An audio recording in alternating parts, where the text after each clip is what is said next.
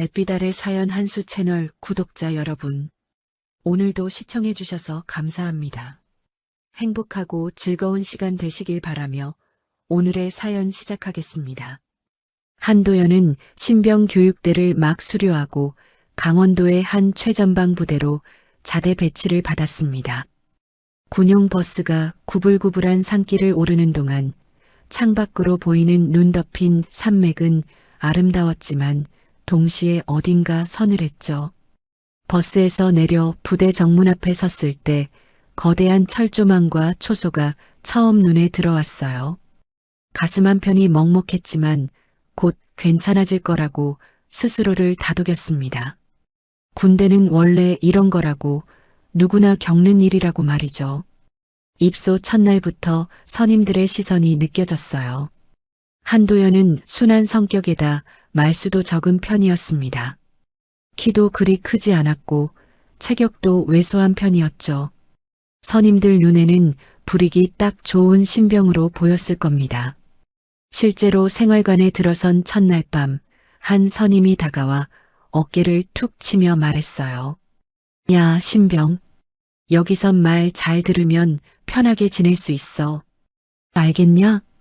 한도연은 고개를 끄덕이며 예, 선임님하고 대답했습니다. 그때만 해도 그게 무슨 의미인지 정확히 몰랐죠. 소대의 실세는 상병 박진엽이었습니다. 26살 늦은 나이에 입대했고 과거 조직폭력배 출신이라는 소문이 돌았어요. 실제로 그의 눈빛은 날카로웠고 말투에는 뭔가 예사롭지 않은 기운이 흘렀습니다.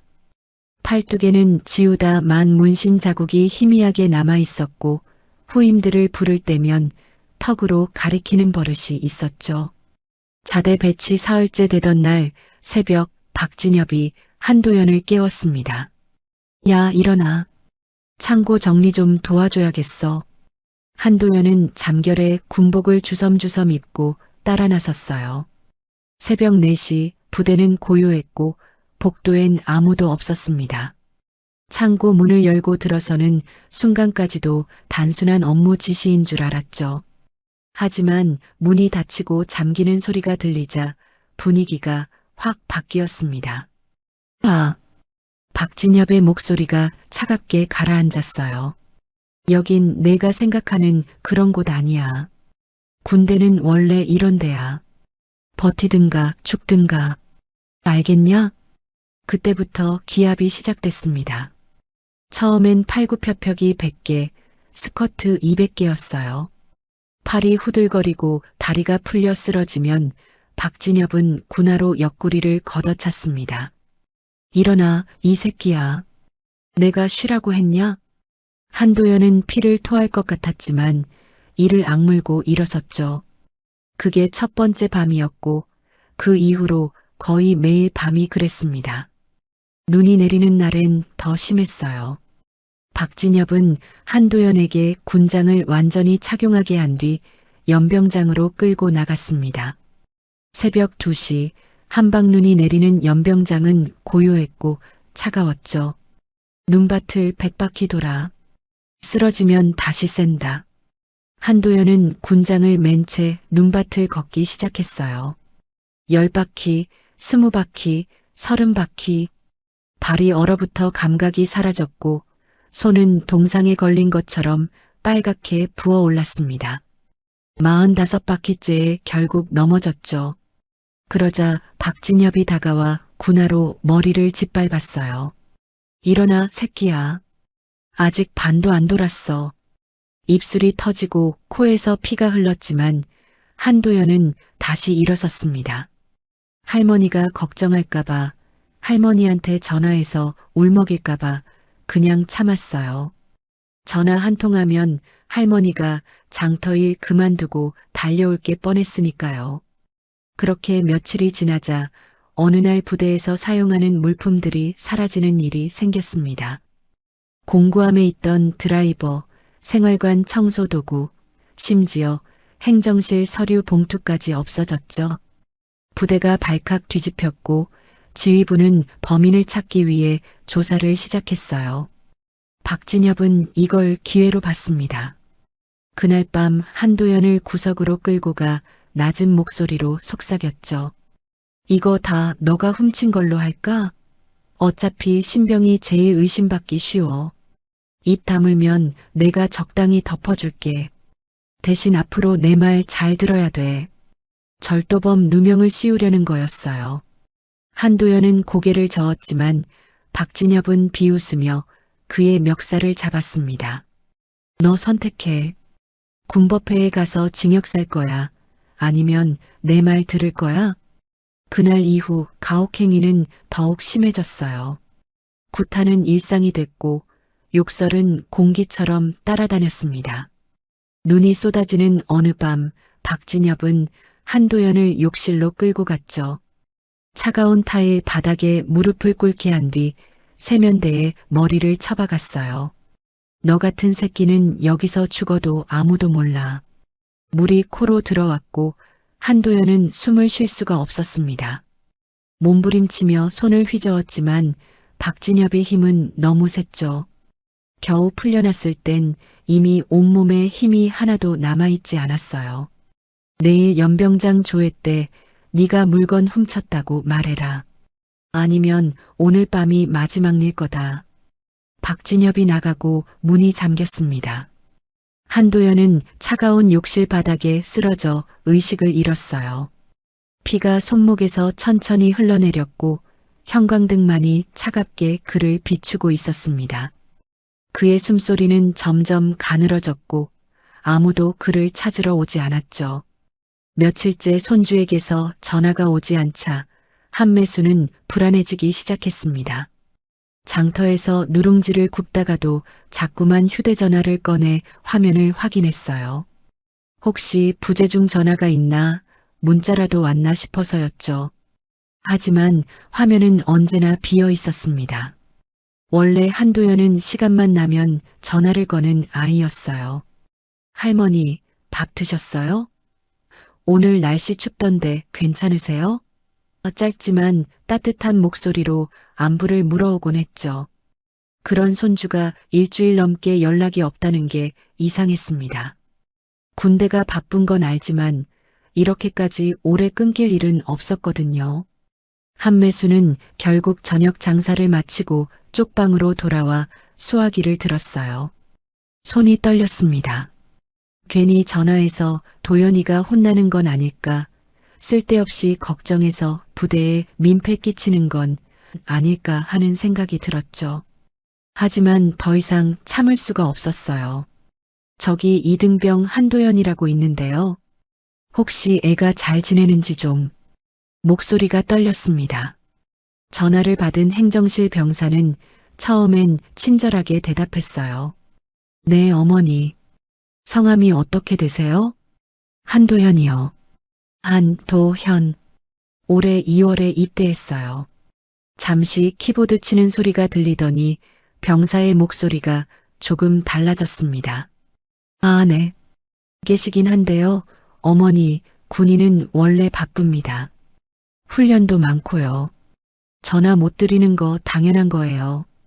그래도 일주일 넘게 한 통도 없어서요. 에이, 괜찮습니다. 다 잘 지내요. 너무 걱정 마세요. 말투가 점점 귀찮다는 투로 변했죠. 한매수는 더 물어보고 싶었지만 폐를 끼치는 것 같아 전화를 끊었습니다. 그날 밤 한매수는 쪽방 구석에 앉아 손주가 입대할 때 찍은 사진을 꺼내봤어요. 빳빳한 군복을 입고 어색하게 웃고 있는 도연이의 얼굴이 눈에 들어왔습니다. 도연아, 할머니가 너 키우느라 많이 못해줘서 군대 가서라도 잘 지내야 할 텐데. 눈물이 주르륵 흘러내렸어요. 혼자 키운 손주였습니다. 아들, 딸들은 모두 군인이 되어 집을 떠났고 도연이만 유일하게 곁에 남아 있었죠. 그 아이마저 군대에 보낸 뒤로 쪽방은 너무 조용했어요. 다음 날 한매수는 동네 마트에 들렀습니다. 누룽지 만들 쌀을 사러 간 건데 계산대 옆 텔레비전에서 뉴스가 나오고 있었어요. 평소라면 그냥 지나쳤을 텐데 그날따라 화면 속 자막이 눈에 확 들어왔습니다. 군부대 내 가혹행위 의혹, 국방부 조사 확대. 한매순의 손이 멈췄어요. 화면에는 어느 부대의 전경이 나오고 있었고 하단에 사단 번호와 지역명이 표시됐습니다. 강원도 육군모 사단. 한매수는 심장이 철렁 내려앉는 걸 느꼈죠. 저기 저 부대가 어디라고 했어요? 마트 주인이 고개를 들었습니다. 아, 강원도 쪽이라던데요. 요즘 군대도 문제 많다니까요. 한매수는 급히 장을 마치고 집으로 돌아왔어요. 손주가 입대할 때 받았던 서류를 뒤졌습니다. 구겨진 종이 사이에서 부대 배치 통지서를 찾아냈죠. 거기 적힌 사단 번호가 뉴스에 나온 것과 똑같았어요. 불안이 공포로 바뀌었습니다. 한매수는 다시 전화기를 들었어요. 이번에는 부대 위병소로 직접 전화를 걸었습니다. 저 할미가 좀 찾아가 보고 싶은데요. 손주가 거기 있거든요. 면회라도 좀. 위병소의 목소리는 더 차갑게 들렸어요. 지금 훈련 기간이라 면회 불가입니다. 규정상 안 됩니다. 괜히 오셔봤자 헛걸음하십니다. 그래도 애 얼굴이라도. 어머니, 규정이 그렇습니다. 죄송합니다. 뚝 전화가 끊겼습니다. 한매수는 수화기를 든 채 한참을 멍하니 서 있었어요. 가슴이 답답하고 숨이 막혔습니다. 뭔가 잘못됐다는 느낌이 온몸으로 퍼져왔죠. 그날 밤 한매수는 잠을 이룰 수 없었습니다. 천장을 바라보며 이런저런 생각이 머릿속을 스쳤어요. 혹시 도연이가 다친 건 아닐까? 혹시 아파서 연락을 못하는 건 아닐까? 아니면 정말로 뭔가 큰일이 난 건 아닐까?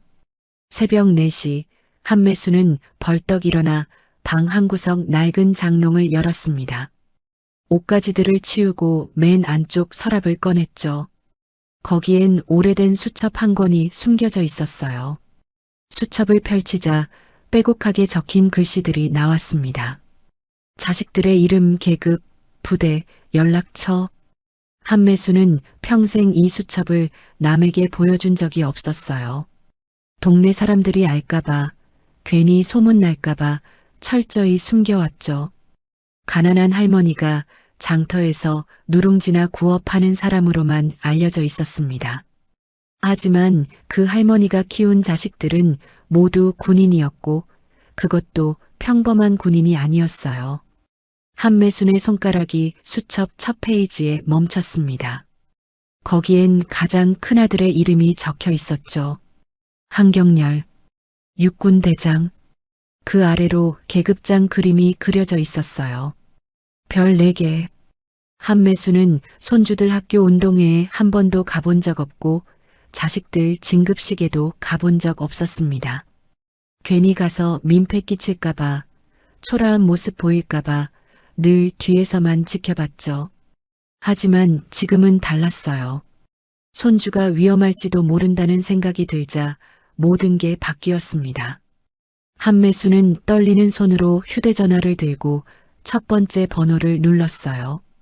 신호음이 3번 울렸습니다. 그리고 낮고 침착한 목소리가 들려왔죠. 어머니, 이 시간에 무슨 일이십니까? 한매수는 목이 메어 한참 말을 잇지 못했어요.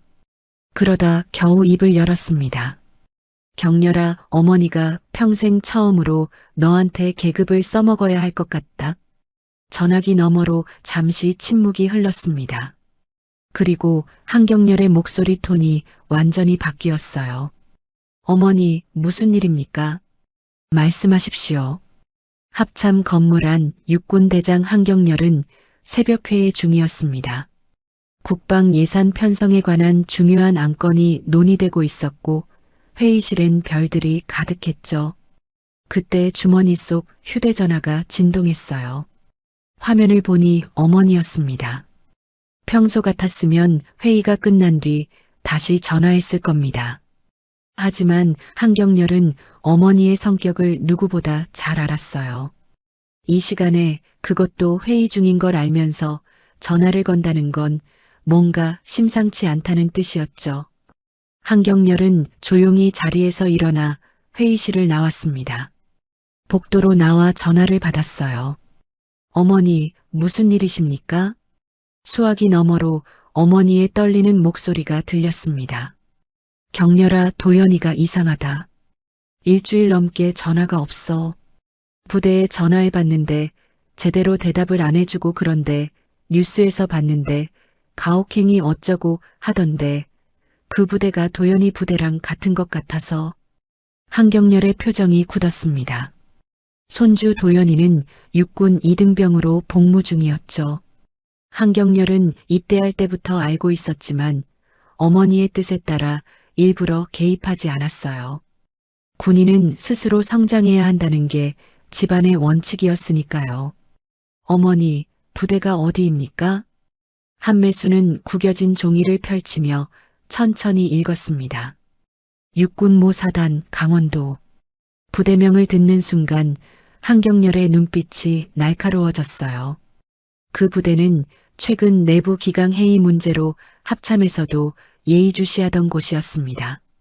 몇 달 전에도 병사 인권 문제로 경고가 내려간 적이 있었죠. 어머니, 제가 직접 확인해 보겠습니다. 그냥 알아보는 게 아닙니다. 한경렬의 목소리에는 단호함이 묻어났어요. 전화를 끊자마자 그는 회의실로 돌아가지 않고 바로 집무실로 향했습니다. 책상에 앉아 컴퓨터를 켜고 해당 부대의 최근 보고서들을 검색했죠. 화면에 뜬 내용을 보던 한경렬의 얼굴이 점점 어두워졌어요. 미보고된 의무실 이용 기록, 갑작스러운 휴가 취소, 야간 점호 누락. 작은 징후들이었지만 경험 많은 군인의 눈에는 뭔가 숨기고 있다는 신호로 읽혔습니다. 한경렬은 휴대전화를 들어 동생들에게 차례로 전화를 걸었어요. 첫 번째는 해병대 중장 한기백이었습니다. 기백아, 지금 어디냐? 형님, 포항입니다. 훈련 감독 중인데요. 당장 훈련 중단하고 강원도로 올라와라. 도연이한테 문제가 생긴 것 같다. 전화기 너머로 한기백의 목소리가 변했어요. 도연이요? 무슨 일입니까? 자세한 건 나중에 설명한다. 일단 움직여라. 어머니가 직접 전화하셨다. 어머니가 전화했다는 말에 한기백은 더 이상 묻지 않았습니다. 해병대 중장은 서류를 덮고 창밖 바다를 바라봤어요. 파도가 철썩이는 소리가 들렸죠. 누가 우리 어머니 마음에 피를 나게 했는지 끝까지 확인해 보자. 한기백은 즉시 부관을 불렀습니다. 차량 준비해라. 강원도로 간다. 두 번째 전화는 공군 중장 한세온에게 걸렸어요. 공군 작전사령부 상황실에 있던 한세온은 비행 경로를 검토하다가 전화를 받았습니다. 형님, 세온아, 도연이 부대 쪽으로 헬기 지원 가능하냐? 헬기요? 무슨 일입니까? 가혹행위 의심 정황이 있다. 부대 봉쇄가 필요할 수도 있어. 한세호는 즉시 이해했어요. 부대 봉쇄라는 건 내부 증거 인멸을 막기 위한 조치였죠. 만약 정말 가혹행위가 있었다면 증거를 없애려는 시도가 있을 거였습니다. 헬기 세대면 충분합니다. 도주도 외부 유출도 없게 하겠습니다. 세 번째는 특전사 소장 한민경이었습니다. 특전사령부에서 훈련 보고를 받고 있던 한민경은 형의 전화를 받고 즉시 자리에서 일어났어요. 민경아, 특전 요원 소수 정예로 투입 가능하냐? 언제, 어디로 갑니까? 오늘 안으로 강원도 모부대. 가혹행위 현장 확보가 목적이다. 한민경의 목소리가 차갑게 가라앉았습니다. 가혹행위면 정상적인 설득은 통하지 않습니다.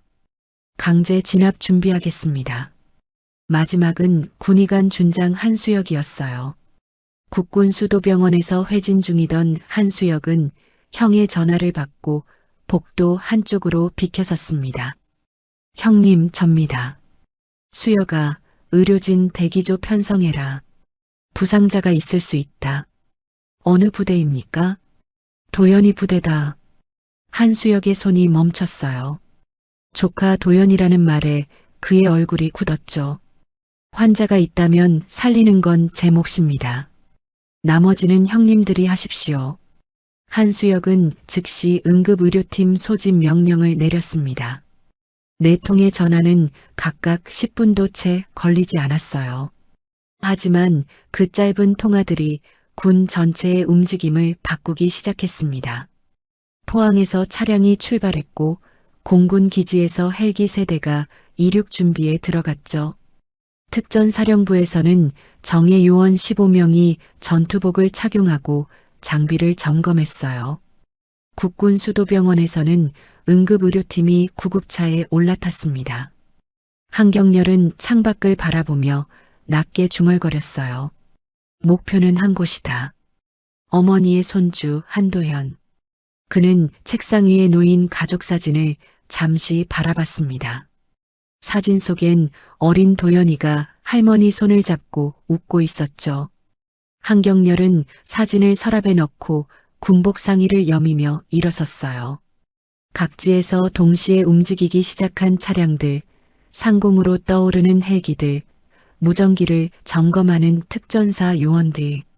화면이 빠르게 교차되며 긴장감이 고조됐습니다. 별 13개가 한 곳을 향해 움직이기 시작한 거예요. 합참 건물 주차장에서 한경렬이 승용차에 올랐습니다. 운전병이 물었죠. 각하, 어디로 향하십니까? 강원도 육군모 사단. 최고 속도로 가라. 차량이 출발하며 서울 시내를 빠져나갔어요.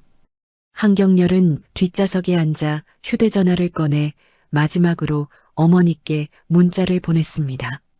어머니, 제가 직접 갑니다. 걱정 마십시오. 한편 부대 안에서는 이상한 기운이 감돌기 시작했습니다. 아침 점호가 끝난 직후 행정실 전화기가 쉴 새 없이 울렸어요. 사단 본부에서 걸려온 긴급 연락이었죠. 행정관이 수화기를 들더니 얼굴이 하얗게 질렸습니다. 예, 알겠습니다. 즉시 보고 올리겠습니다. 전화를 끄는 행정관은 급히 중대장실로 뛰어갔어요. 중대장은 서류를 검토하다가 행정관의 급박한 표정을 보고 고개를 들었습니다. 무슨 일이냐? 상급 부대에서 긴급 점검 통보가 내려왔습니다. 오늘 안으로 합동 점검반이 들어온다고 합니다. 합동 점검반? 예정에 없던 건데? 예, 갑작스러운 지시입니다. 그것도 합참 직속이라고. 중대장의 표정이 굳었어요. 합참 직속이라는 건 보통 일이 아니었습니다. 일반적인 행정 점검이 아니라 뭔가 심각한 문제가 있을 때나 내려오는 조치였죠. 중대장은 즉시 대대장에게 보고했고 대대장은 연대장에게, 연대장은 사단장에게 차례로 보고가 올라갔습니다. 사단장실에서는 비상이 걸렸어요.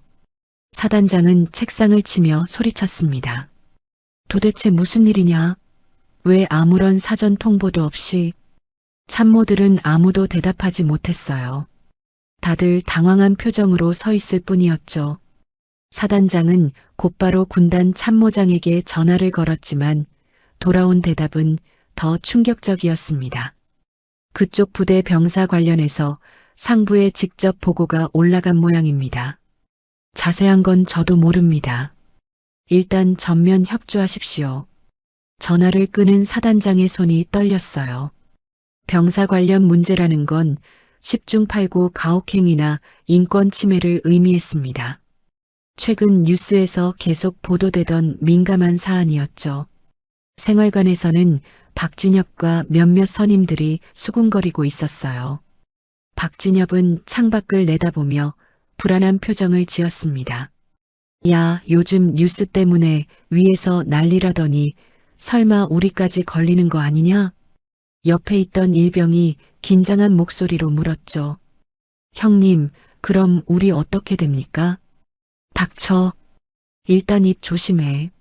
누가 뭐 물어봐도 모른다고 해. 알겠냐? 박진엽은 후임들을 하나씩 불러 모았어요. 표정은 웃고 있었지만 눈빛은 차갑게 가라앉아 있었습니다. 다들 표정 관리 잘해라. 괜히 입 헛나가는 순간 니들만 죽는 거야. 뭐 물어보면 모른다고만 해. 특히 한도연 그 새끼 얘기는 절대 하지 마. 후임들은 고개를 끄덕이며 대답했지만 모두 겁에 질린 표정이었어요. 박진엽은 곧바로 창고로 향했습니다. 증거를 없애야 했죠. 피 묻은 군복 조각, 부러진 막대기, 뒤틀린 군화. 밤마다 가혹행위에 사용했던 물건들을 하나씩 찾아 비닐봉지에 담았어요. 이 새끼야, 이거 소각장 가져가서 태워. 흔적도 남기지 마. 일병이 떨리는 손으로 봉지를 받아들었습니다. 박진엽은 다시 행정실로 가서 감시카메라 담당 병사를 찾았어요. 야, 지난 일주일치 녹화 기록 다 지워. 형님, 그건 규정상. 닥쳐. 규정 따질 때냐? 지금 안 지우면 니도 같이 죽어. 담당 병사는 어쩔 수 없이 컴퓨터 앞에 앉았습니다. 하지만 손이 떨려 마우스를 제대로 잡을 수가 없었어요. 삭제 버튼 위에 커서를 올렸지만 클릭하지 못하고 망설였죠. 그 사이 한도연은 의무실 침상에서 희미하게 눈을 떴습니다. 천장이 빙글빙글 돌았고 온몸이 쑤셨어요. 팔에는 링거 바늘이 꽂혀 있었고 옆구리에는 붕대가 촘촘히 감겨 있었습니다. 의무병이 다가와 체온을 재며 물었죠. 정신 좀 드나? 어디 아픈 데 있어? 한도연은 입술을 움직였지만 목소리가 나오지 않았어요. 의무병은 차트에 뭔가를 적더니 고개를 저었습니다. 이거 병원 후송해야 하는 거 아냐? 옆에 있던 선임 의무병이 차트를 빼앗으며 낮게 말했어요. 닥쳐. 단순 탈진이라고 기록해. 괜히 큰일 만들지 마. 하지만 이 정도면 시키는 대로 해. 의무병은 어쩔 수 없이 차트에 단순 탈진이라고 적었습니다. 하지만 한도연의 상태는 단순 탈진과는 거리가 멀었어요. 늑골 골절 의심 소견, 두부 타박상, 저체온증. 제대로 치료받지 못하면 위험한 수준이었죠. 정오가 조금 지나자 부대 상공에서 낯선 소리가 들렸습니다. 웅웅거리는 헬기 소리였어요. 처음엔 한 대인 줄 알았는데 점점 가까워지며 여러 대라는 걸 알 수 있었죠. 연병장에 있던 병사들이 고개를 들어 하늘을 올려다봤어요. 저거 뭐야? 훈련이야? 훈련치곤 너무 많은데? 헬기 세대가 부대 상공을 선회하며 고도를 낮췄습니다. 기체 측면에 붙어 있는 부대 마크가 눈에 들어왔어요. 특전사, 공군, 해병대, 세 군데 마크가 동시에 보였습니다. 병사들 사이에서 웅성거림이 퍼졌죠. 야, 저거 특전사 마크 아냐? 공군이랑 해병대도 있어. 무슨 일이야? 위병소 무전기가 갑자기 울렸어요. 위병이 수화기를 들자 명령조의 목소리가 흘러나왔습니다. 지금부터 해당 부대는 상급부대 합동 점검 대상이다. 모든 출입문 통제, 통행 금지. 문은 전부 열어둔다. 잠그지 마라. 반복한다. 문은 잠그지 마라. 위병은 당황해서 되물었어요. 예, 그게 무슨... 질문 받지 않는다. 즉시 시행하라. 무전이 끊겼습니다. 위병소가 순간 조용해졌어요. 위병들은 서로 얼굴을 마주보며 어찌할 바를 몰랐죠. 곧이어 정문이 열리고 검은색 승용차 여러 대가 줄지어 들어왔습니다. 부대 전체가 얼어붙었어요. 병사들은 숨소리조차 내지 못한 채 차량 행렬을 지켜봤습니다. 선두 차량에서 특전사 요원들이 내렸고 그들은 신속하게 주요 건물 입구를 확보했어요. 그 뒤를 이어 장성급 인물들이 차에서 내렸습니다. 연대장이 급히 뛰어나와 거수 경례를 올렸어요. 하지만 내려온 인물의 계급장을 본 순간 다리가 후들거렸습니다. 특전사 소장 한민경이었죠. 한민경은 차갑게 경례를 받으며 말했어요. 연대장, 사단장은 어디 있나? 예, 지금 급히 오고 계십니다. 부대 배치도 가져와라. 그리고 최근 일주일간 병사 동태 기록 전부. 연대장의 얼굴에서 핏기가 싹 가셨습니다. 병사 동태 기록을 요구한다는 건 이미 특정 인물을 겨냥하고 있다는 뜻이었어요. 곧이어 사단장이 급히 달려왔고 한민경을 보자 허리를 깊이 숙였습니다. 장군님, 예정에 없던 방문이라 준비가. 한민경이 차갑게 말을 끊었어요. 예정에 있었으면 여기까지 안 왔을 것이다. 그 한마디에 주변 공기가 얼어붙었습니다.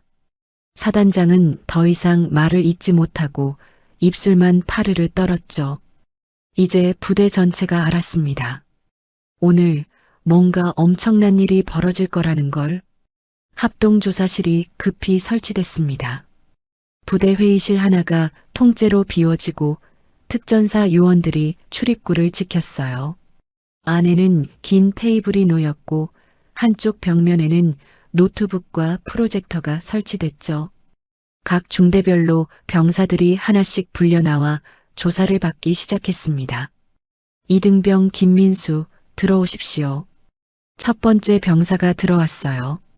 얼굴이 창백하고 손이 떨렸습니다. 조사관이 차분하게 물었죠. 최근 부대 내에서 이상한 점을 목격한 적 있습니까? 아니요. 없습니다. 확실합니까? 천천히 생각해 보십시오. 예, 없습니다.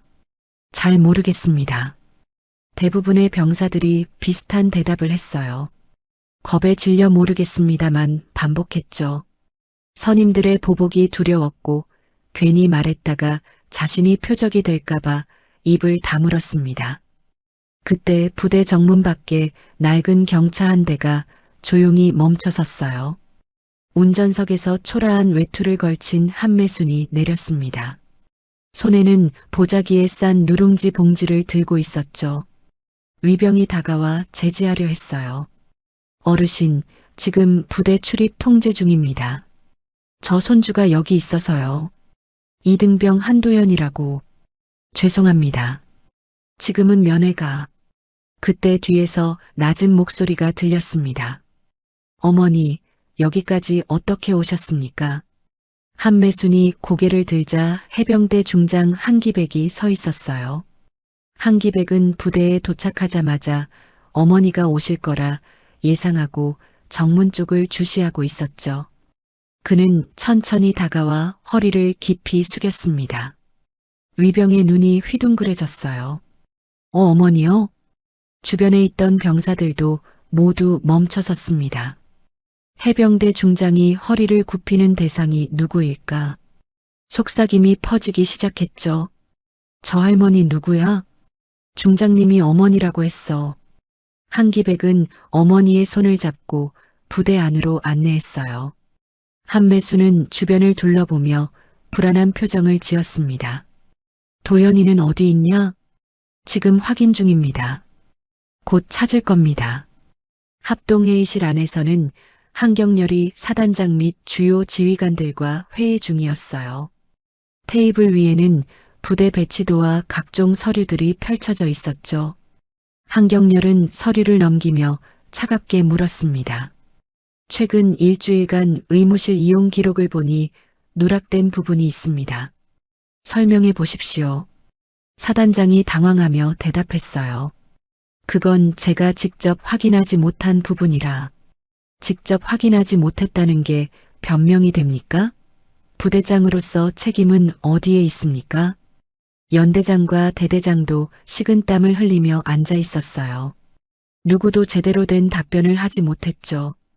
그때 회의실 문이 열리고 한기백이 어머니를 모시고 들어왔습니다.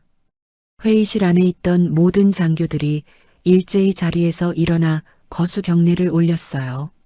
한매수는 주변을 둘러보며 작은 목소리로 말했습니다. 아이고, 내가 폐를 끼치네. 한경렬이 다가와 의자를 권했어요. 어머니, 여기 앉으십시오. 금방 끝냅니다. 한매순이 자리에 앉자 한경렬은 다시 지휘관들을 바라봤습니다. 그리고 조사 담당 장교에게 물었죠. 현재까지 파악된 내용 보고하십시오. 조사 담당 장교가 서류를 펼치며 조심스럽게 말했어요. 현재 조사 중인 피해 병사 이름이 이등병 한도연입니다. 순간 회의실 공기가 완전히 얼어붙었습니다. 사단장과 연대장의 얼굴에서 핏기가 싹 빠졌어요. 그들은 그제야 회의실에 앉아 계신 할머니와 주변에 모여 있는 장군들의 성씨를 연결지었죠. 한경렬, 한기백, 한민경. 모두 한씨였습니다. 사단장의 손이 파르르 떨렸어요. 연대장은 의자 등받이를 꽉 움켜쥐며 간신히 균형을 잡았죠. 대대장은 고개를 푹 숙인 채 말을 잇지 못했습니다. 한경렬의 목소리가 낮게 깔렸어요. 부대 내에서 내 조카에게 무슨 일이 있었는지 지금부터 한 글자도 빼지 말고 모두 말해 보십시오. 조조카님이십니까? 사단장이 떨리는 목소리로 되물었습니다. 한경렬은 대답 대신 한매순을 바라봤어요. 어머니, 이분들이 제대로 보고하지 않으면 제가 직접 조사하겠습니다. 한매순은 고개를 숙인 채 눈물을 훔쳤습니다. 경렬아, 도연이가 어디 있는지만 알려다오. 할미가 얼굴이라도 봐야겠다. 한경렬이 부관에게 지시했어요. 이등병 한도연의 현재 위치를 즉시 파악하십시오. 의무실, 생활관, 모든 곳을 수색하십시오. 예. 부관이 급히 나가자 회의실엔 무거운 침묵만 흘렀습니다. 사단장은 이마에 흐르는 땀을 닦으며 떠듬거렸어요. 각하, 저희가 몰랐습니다. 정말 몰랐습니다. 몰랐다는 게 무슨 의미입니까?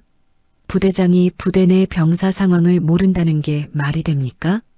한경렬의 목소리는 차가웠지만 그 안에는 분노가 가득했어요. 연대장이 떨리는 손으로 보고서를 넘기며 말했습니다. 최근 내무 점검에서도 특이사항이 없었고 병사들 면담에서도 면담이 제대로 이루어졌습니까? 아니면 형식적으로만 했습니까? 연대장은 더 이상 대답하지 못했어요. 실제로 면담은 형식에 불과했죠. 병사들은 지휘관 앞에서 솔직하게 말할 수 없었고 지휘관들도 문제가 없기를 바라며 대충 넘어갔습니다. 그때 문이 열리고 부관이 급히 들어왔어요. 각하, 이등병 한도연을 의무실에서 찾았습니다. 상태는? 의식은 있으나 거동 불가 상태입니다. 링거를 맞고 있고 전신에 타박상이. 한매순이 벌떡 일어섰어요. 뭐라고? 타박상? 도연이가? 한경렬이 어머니를 부축하며 말했습니다. 어머니, 제가 직접 확인하겠습니다. 같이 가시죠. 한경렬과 한매순 그리고 한기백이 회의실을 나섰어요. 뒤에 남은 사단장과 연대장, 대대장은 의자에 주저앉았습니다. 이제 그들도 알았죠. 이 사건이 단순히 끝나지 않을 거라는 걸. 복도를 걸으며 한경렬은 주먹을 꽉 쥐었어요. 조카가 전신 타박상을 입었다는 말에 분노가 치밀어 올랐습니다. 하지만 어머니 앞에서 감정을 드러낼 수 없었죠. 한매수는 빠른 걸음으로 의무실을 향했어요. 도연아, 도연아. 작은 목소리로 손주 이름을 부르며 걸었습니다. 보자기에 쌓온 누룽지를 꽉 움켜쥔 채였어요.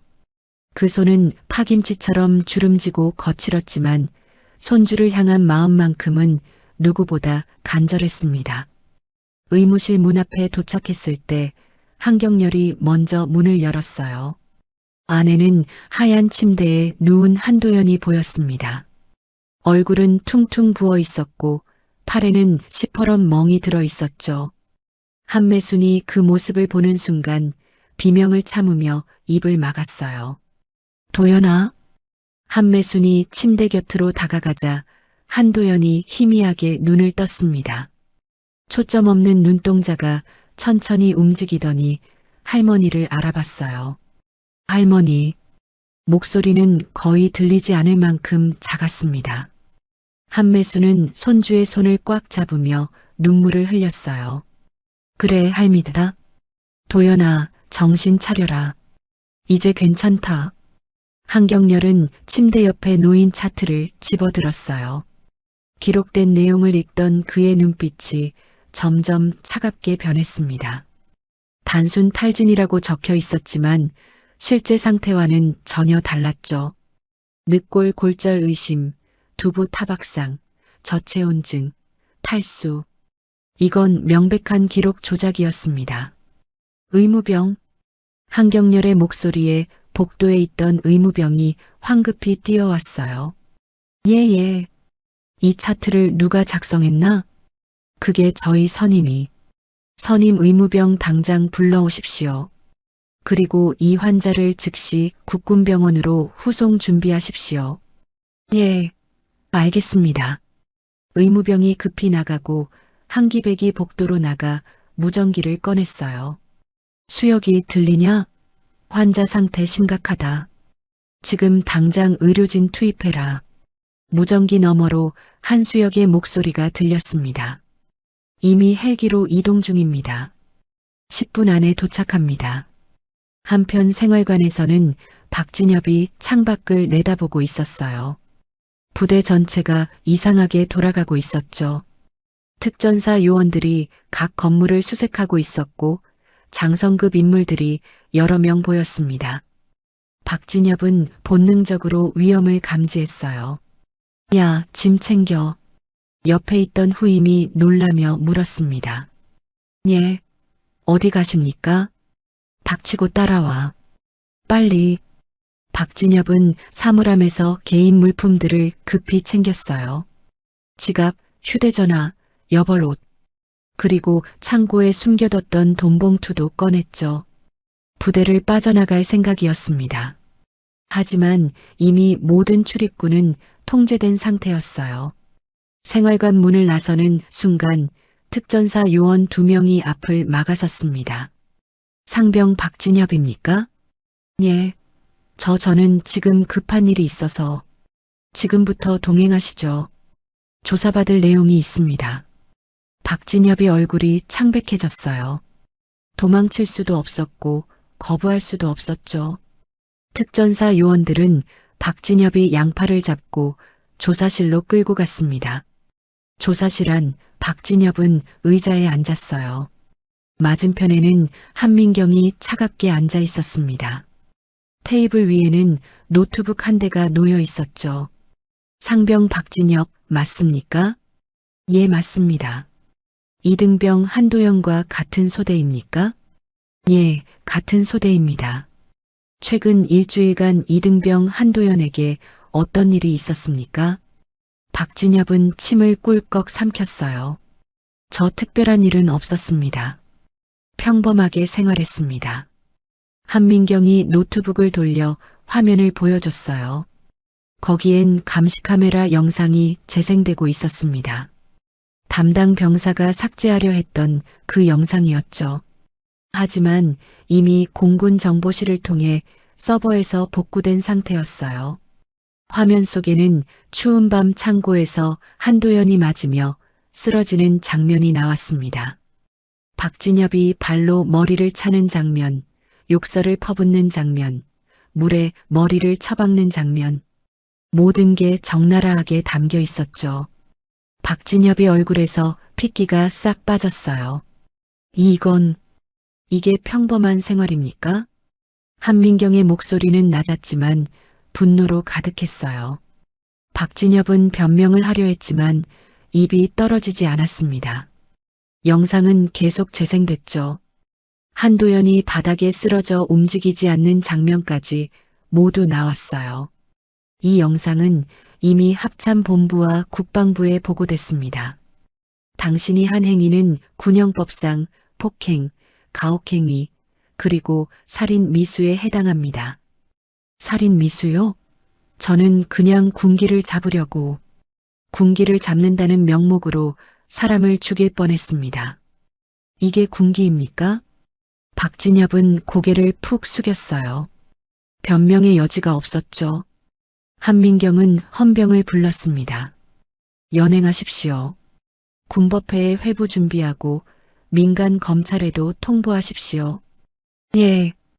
헌병들이 들어와 박진엽에게 수갑을 채웠어요. 박진엽은 끌려나가면서도 계속 중얼거렸습니다. 저만 이런 거 아닙니다. 다들 이렇게 했어요. 하지만 아무도 그의 말을 듣지 않았어요. 의무실에서는 한수혁이 도착해 한도연을 직접 진찰하고 있었습니다. 청진기로 심장 소리를 듣고 눈동자 반응을 확인하고 골절 부위를 촉진했죠. 늑골 세대 골절, 두부 타박상 중증, 저체온증으로 인한 쇼크 전 단계. 즉시 후송합니다. 한수혁의 지시에 따라 의료진이 들것을 준비했어요. 한도연을 조심스럽게 들것에 옮기며 산소 마스크를 씌웠습니다. 한매수는 손주 곁을 떠나지 않으려 했죠. 할미도 같이 갈 거다. 도연이 곁에 있어야 해. 어머니 헬기로 이송합니다. 같이 타실 수 있습니다. 한수혁이 어머니를 부축하며 말했어요. 들것이 복도를 지나 밖으로 나가자 연병장에 대기 중이던 헬기가 보였습니다. 프로펠러가 돌아가며 바람을 일으켰죠. 한도연을 헬기에 싣고 한매순도 함께 탔어요. 한수혁이 마지막으로 올라타며 조종사에게 지시했습니다. 국군 수도병원으로 최고 속도로 이동하십시오. 예. 헬기가 천천히 떠올랐어요. 아래로 부대 전경이 보였습니다. 연병장에 모인 병사들, 건물들, 철조망. 한매수는 창밖을 내다보며 눈물을 흘렸어요. 도연아, 이제 괜찮다. 할미가 여기 있어. 한도연은 의식이 희미했지만 할머니 목소리를 듣는 듯 했어요. 손가락이 미세하게 움직였습니다. 한수혁은 심전도를 확인하며 의료진에게 지시를 내렸죠. 혈압 떨어지고 있습니다. 링거 속도 올리십시오. 예. 헬기는 빠른 속도로 서울을 향해 날아갔어요. 창밖으로 산맥이 지나가고 구름이 스쳐 지나갔습니다. 한매수는 손주의 손을 꽉 잡고 기도하듯 중얼거렸어요. 제발 살려다오. 부대에서는 본격적인 책임 추궁이 시작됐습니다. 한경렬은 사단장, 연대장, 대대장을 연병장으로 소집했어요. 전 병력도 집합 명령이 떨어졌죠. 수백 명의 병사들이 연병장에 도열했습니다. 한경렬이 연단에 올라 마이크를 잡았어요. 오늘 이 자리에 모인 이유는 명확합니다. 이 부대에서 명백한 가혹행위가 발생했습니다. 피해자는 이등병 한도연, 가해자는 상병 박진엽과 그를 방조한 여러 명입니다. 병사들 사이에서 술렁임이 일었어요. 한경렬은 계속 말을 이었습니다. 더 심각한 건 이 사실을 알면서도 묵인하고 은폐하려 한 지휘 체계입니다. 사단장, 연대장, 대대장. 당신들은 병사들의 안전을 책임져야 할 위치에 있었습니다. 하지만 그 책임을 져버렸습니다. 사단장은 고개를 들지 못했어요. 한경렬의 목소리는 연병장 전체에 울려 퍼졌습니다. 지금부터 관련자 모두 직위 해제하고 군법회의에 회부합니다. 그리고 이 부대는 전면 재편성에 들어갑니다. 연병장 중앙에는 거대한 스크린이 설치됐습니다. 특전사 요원들이 프로젝터를 연결하고 노트북을 준비했어요. 병사들은 무슨 일이 벌어질지 몰라 긴장한 표정으로 서 있었죠. 한경렬이 손짓하자 화면에 영상이 재생되기 시작했습니다. 처음엔 어두운 창고 내부가 보였어요. 감시 카메라 특유의 흑백 화면이었죠. 시간 표시는 새벽 2시를 가리키고 있었습니다. 곧 문이 열리며 두 사람이 들어왔어요. 앞서 걷는 사람은 박진혁, 뒤따라 들어오는 사람은 한도연이었습니다. 영상 속에서 박진엽이 한도연의 멱살을 잡았어요. 그리고 바닥에 내던졌죠. 한도연이 넘어지며 손으로 바닥을 짚었습니다. 박진엽은 군화를 신은 발로 한도연의 옆구리를 찼어요. 한 번, 두 번, 세 번. 소리는 없었지만 그 폭력성이 화면을 통해 고스란히 전해졌습니다. 연병장에 모인 병사들 사이에서 탄식이 터져나왔어요. 저 정도였어? 미친 완전히 폭행이잖아. 영상은 계속 이어졌습니다. 박진엽이 한도연을 일으켜 세우더니 세면대 쪽으로 끌고 갔어요. 그리고 머리를 물속에 쳐박았죠. 한도연의 몸이 격렬하게 몸부림쳤습니다. 하지만 박진엽은 놓아주지 않았어요. 10초, 20초, 30초. 한도연의 움직임이 점점 약해졌습니다. 병사들 중 몇몇은 눈을 돌렸어요. 차마 볼 수 없다는 표정이었죠. 영상 속에서 박진엽이 마침내 한도연을 놓아줬습니다. 한도연은 바닥에 쓰러져 기침을 하며 물을 토해냈어요. 하지만 박진엽은 다시 그를 일으켜 세웠습니다. 팔굽혀펴기 100개. 시작해. 소리는 들리지 않았지만 입모양으로 알 수 있었어요. 한도연은 떨리는 팔로 자세를 잡았습니다. 하지만 몇 개 하지 못하고 무너졌죠. 박진엽은 다시 발로 등을 밟았어요. 그 장면을 본 병사들은 입을 막았습니다. 영상은 거기서 끝나지 않았어요. 날짜가 바뀐 또 다른 영상이 재생됐습니다. 눈 내리는 밤 연병장이었죠. 한도연이 군장을 완전히 착용한 채 눈밭을 걷고 있었어요. 뒤에서 박진엽이 팔짱을 낀 채 지켜보고 있었습니다. 한도연이 넘어졌어요. 눈 속에 얼굴을 처박으며 쓰러졌죠. 박진엽이 다가가 발로 옆구리를 걷어찼습니다.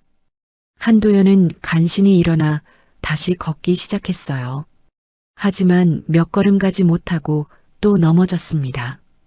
이번에는 일어나지 못했어요. 박진엽이 한도연을 일으켜 세우려 했지만 한도연의 몸은 힘없이 늘어졌습니다. 그제야 박진엽이 당황한 듯 주변을 둘러봤어요. 그리고 한도연을 끌고 생활관 쪽으로 사라졌습니다. 화면이 꺼졌어요. 연병장은 침묵에 휩싸였습니다. 누구도 말을 하지 않았죠. 한경렬의 목소리가 고요함을 깼어요. 이것이 여러분이 생각하는 군기입니까? 이것이 선우임 관계입니까? 대답하는 사람은 없었습니다.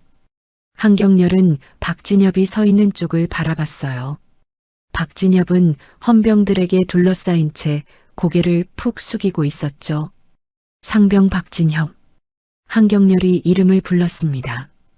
박진엽이 고개를 들었어요. 얼굴은 창백했고 눈은 충혈돼 있었죠. 예. 군대가 원래 이런 곳이라고 말했다지. 박진엽은 입술을 떨며 대답하지 못했어요. 한경렬이 한 걸음 앞으로 나섰습니다.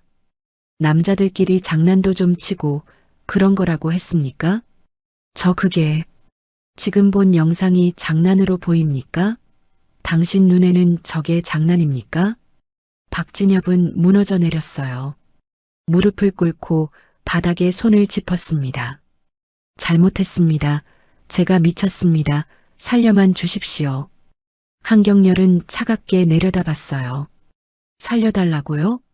당신이 그 아이한테 살려달라는 말 한 번이라도 들어줬습니까? 박진엽은 오열하기 시작했습니다. 하지만 주변 병사들 중 누구도 동정하지 않았어요. 오히려 분노와 경멸의 시선만 쏟아졌죠. 한경렬이 다시 마이크를 들었습니다. 상병 박진엽은 지금부터 군법회의에 회부됩니다. 혐의는 폭행, 가혹행위, 살인 미수, 또한 조직폭력배 전력에 대한 재조사도 진행됩니다. 민간 법원에도 기소될 것입니다. 헌병들이 박진엽을 일으켜 세웠어요. 수갑이 채워지고 연병장을 가로질러 끌려갔습니다. 병사들은 그 모습을 말없이 지켜봤죠. 한경렬은 이번엔 지휘관들을 향해 돌아섰어요. 사단장, 연대장, 대대장, 그리고 중대장. 네 명이 일제히 차렷 자세를 취했습니다. 한경렬이 천천히 그들 앞을 걸으며 말했어요. 여러분은 지휘관입니다. 병사들의 안전과 복지를 책임지는 위치에 있었습니다. 하지만 무엇을 했습니까? 사단장이 떨리는 목소리로 대답했어요. 죄송합니다. 죄송하다는 말로 끝날 문제가 아닙니다. 형식적인 면담, 조작된 의무 기록, 은폐된 감시 영상. 이 모든 게 여러분의 묵인 아래 이루어졌습니다. 연대장은 말을 잇지 못하고 입술만 떨었어요. 대대장은 이미 눈물을 흘리고 있었죠. 중대장은 고개를 들지 못한 채 서 있었습니다. 여러분 모두 직위 해제됩니다. 군법회의 결과에 따라 징계와 처벌을 받게 될 것입니다. 그리고 이 사건과 관련해 책임을 회피하거나 은폐를 시도한 모든 인원도 마찬가지입니다. 한경렬의 목소리는 단호했어요. 4명의 지휘관은 계급장을 떼어내야 했습니다. 사단장이 먼저 어깨의 별을 떼어냈어요. 손이 떨려 제대로 떼어지지 않았죠. 연대장도 대대장도 중대장도 차례로 계급장을 떼어냈습니다. 병사들은 그 광경을 조용히 지켜봤어요. 어떤 이는 안도의 표정을, 어떤 이는 복잡한 표정을 지었습니다. 모두가 알고 있었죠. 오늘 이 부대에서 무언가가 완전히 바뀌었다는 걸. 한경렬이 마지막으로 병사들을 향해 말했어요. 여러분, 군대는 강한 사람을 만드는 곳입니다. 하지만 강함이란 약한 사람을 짓밟는 게 아닙니다. 약한 사람을 지켜줄 수 있는 힘을 기르는 겁니다. 오늘 이 사건을 기억하십시오. 그리고 2번 다시 이런 일이 일어나지 않도록 서로를 지켜주십시오. 병사들이 일제히 경례를 올렸어요. 한경렬도 경례로 답했습니다. 연병장에는 묵직한 침묵이 흘렀죠. 한편 연병장 한쪽에서 한매순의 모습이 보였어요. 한기백이 어머니를 부축하고 있었습니다. 한매순은 연병장을 가로질러 끌려가는 박진엽을 바라봤어요. 분노보다는 깊은 슬픔이 얼굴에 어려 있었습니다. 도연이가 잘못한 게 뭐냐? 한매순의 목소리는 떨렸어요. 없는 집에서 태어난 죄밖에 더 있냐? 할미가 제대로 못 키워준 죄밖에. 한기백이 어머니의 손을 꽉 잡았습니다. 어머니, 도연이 잘못 아닙니다. 어머니 잘못은 더더욱 아닙니다. 한매수는 고개를 저으며 눈물을 닦았어요. 보자기에 쌓은 누룽지를 꺼내 들여다봤습니다. 도연이가 좋아하던 누룽지였죠. 이제 병원에 가면 먹일 수 있을 거라 생각하며 싸웠던 거였어요. 빨리 가자, 도연이 곁에 가야 해. 한기백이 어머니를 차량으로 안내했습니다. 차가 출발하며 부대를 빠져나갔어요. 뒤로 연병장이 멀어졌습니다. 여전히 병사들이 도열에 서 있는 모습이 보였죠. 부대는 이제 완전히 달라질 것입니다. 별 13개가 움직인 하루, 이 부대는 뿌리부터 흔들렸어요. 그리고 그 중심에는 한 할머니의 간절한 전화 한 통이 있었습니다. 며칠 뒤 국군수도병원 특실병동이었습니다. 하얀 커튼 사이로 오후 햇빛이 부드럽게 스며들었어요. 창밖으로는 나무들이 보였고 새소리가 들렸죠. 침대에 누운 한도연은 산소 마스크를 벗은 채 잠들어 있었습니다. 얼굴에 부기는 많이 빠졌고 붕대도 깨끗한 것으로 교체된 상태였어요. 침대 옆 의자에는 한매순이 앉아 있었습니다. 며칠 밤을 거의 잠도 자지 않고 손주 곁을 지켰죠. 손주의 손을 꽉 잡은 채 눈을 감고 있었어요. 깊은 잠은 아니었고 손주의 호흡 소리를 들으며 얕은 선잠을 자는 정도였습니다. 한매수는 꿈을 꾸고 있었어요. 어린 도연이가 할머니 손을 잡고 장터를 걷는 꿈이었죠. 할머니, 누룽지 맛있어요. 하며 웃는 모습이 눈에 선했습니다. 그 시절로 돌아가고 싶었어요. 도연이가 군대 가기 전, 아니 더 어렸을 때로. 할머니, 희미한 목소리에 한매순이 화들짝 놀라 눈을 떴어요. 한도연이 천천히 눈을 뜨고 있었습니다. 초점이 맞춰지더니 할머니를 바라봤죠. 도연아. 한매수는 손주의 손을 더 꽉 쥐며 눈물을 흘렸어요. 그래, 할미다. 정신이 드냐? 아픈 데는 없고? 한도연은 천천히 고개를 끄덕였습니다. 목소리를 내기 힘들었지만 입술을 움직였어요. 할머니, 여기가 어디예요? 병원이다. 서울에 있는 큰 병원. 이제 괜찮아. 다 끝났어. 한도연의 눈에서 눈물이 흘러내렸어요. 그동안 참았던 감정이 터져 나오는 듯 했죠. 한매수는 손주의 눈물을 닦아주며 머리를 쓰다듬었습니다. 울지 마라. 이제 안전하다. 할미가 여기 있잖아. 한도연은 할머니의 손을 꽉 잡았어요. 그 손은 여전히 거칠고 주름졌지만 세상에서 가장 따뜻했습니다. 한도연은 할머니 손을 자신의 뺨에 갖다 댔어요. 할머니, 미안해요. 야, 이 녀석아. 내가 뭘 미안해하냐. 잘못한 건 그 나쁜 놈들이지. 잠시 후 병실 문이 천천히 열렸습니다. 한경렬이 조심스럽게 들어왔어요. 뒤따라 한기백, 한세온, 한민경, 한수혁이 차례로 들어왔죠. 5명 모두 정복을 입고 있었습니다. 어깨의 별들이 햇빛에 반짝였어요. 한도연은 그 모습을 보고 눈이 커졌습니다. 장군들이 자신의 병실에 들어오는 게 믿기지 않았죠. 한경렬이 침대 곁으로 다가왔어요. 도연아, 나를 아느냐?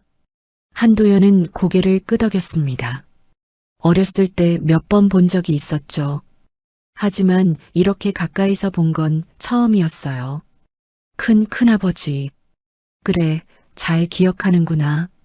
한경렬은 무릎을 꿇고 한도연과 눈높이를 맞췄어요. 별 4개가 달린 어깨가 한도연의 시선과 같은 높이가 됐습니다. 미안하다. 삼촌들이 내 역할을 너무 늦게 했구나. 한도연은 고개를 저었어요. 아니에요.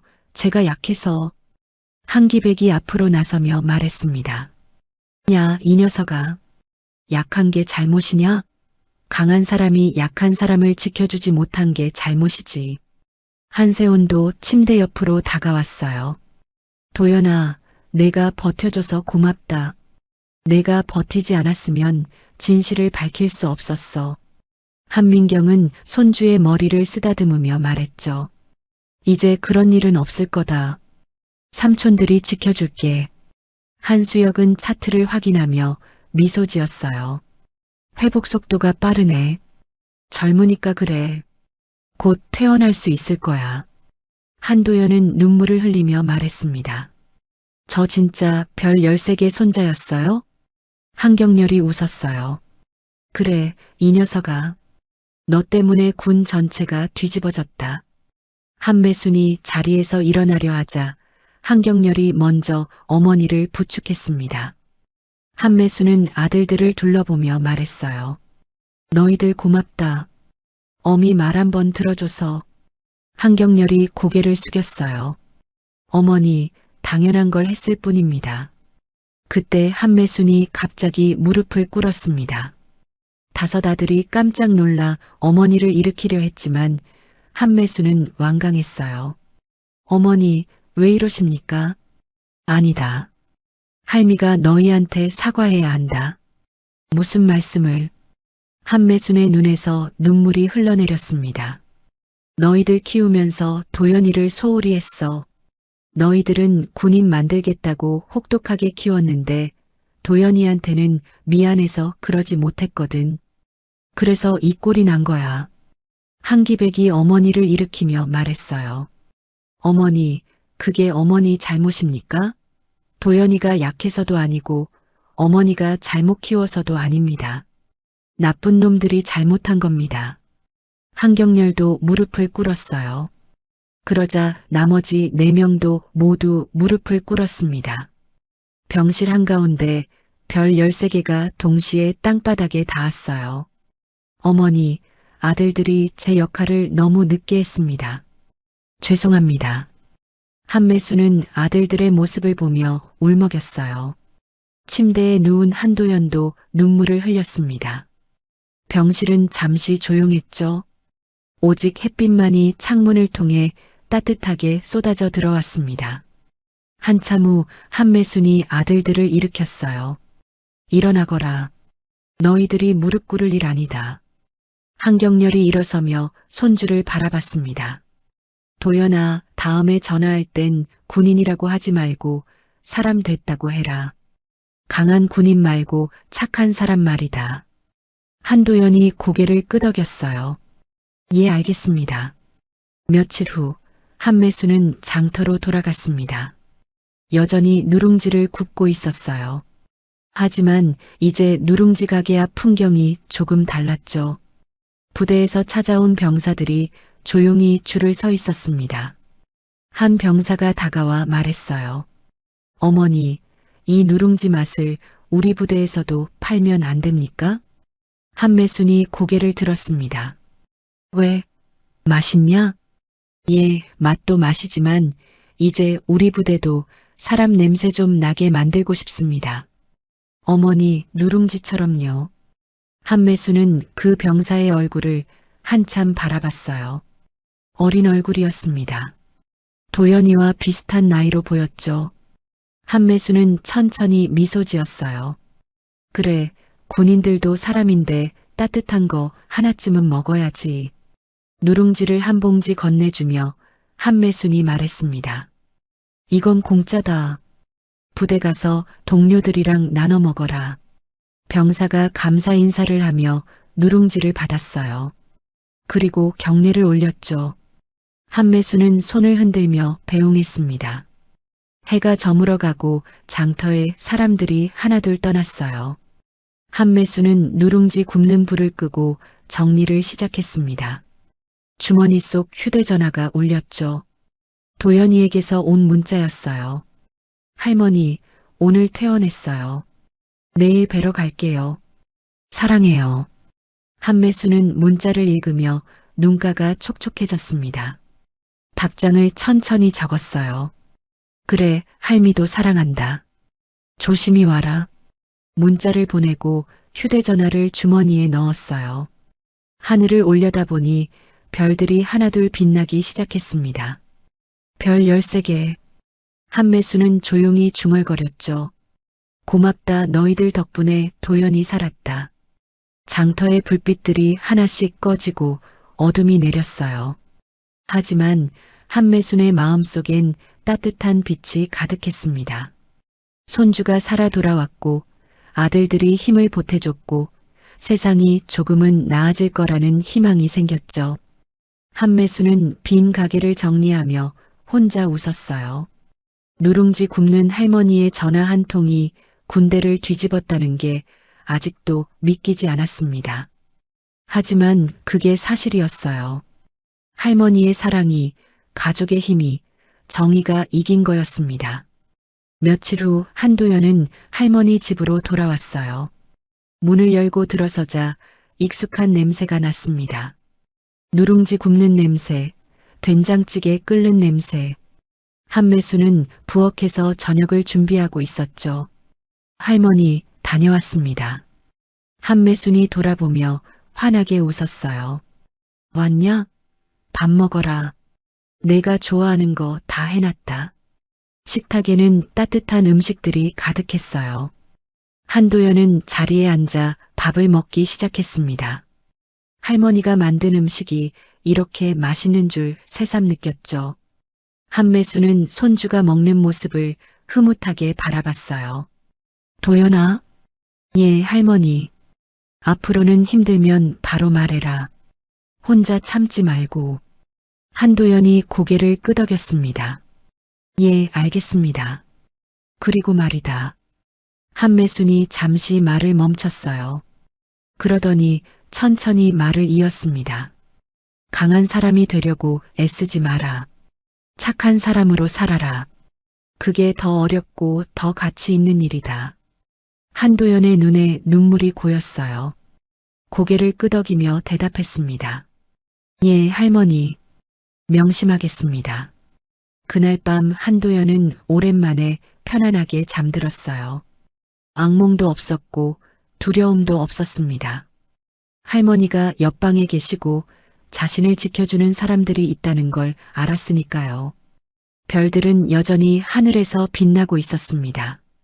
13개의 별이 한 사람을 지켜냈고 그 과정에서 더 많은 사람들이 구원받았어요. 군대는 변하기 시작했고 병사들은 다시 사람으로 대우받게 됐습니다.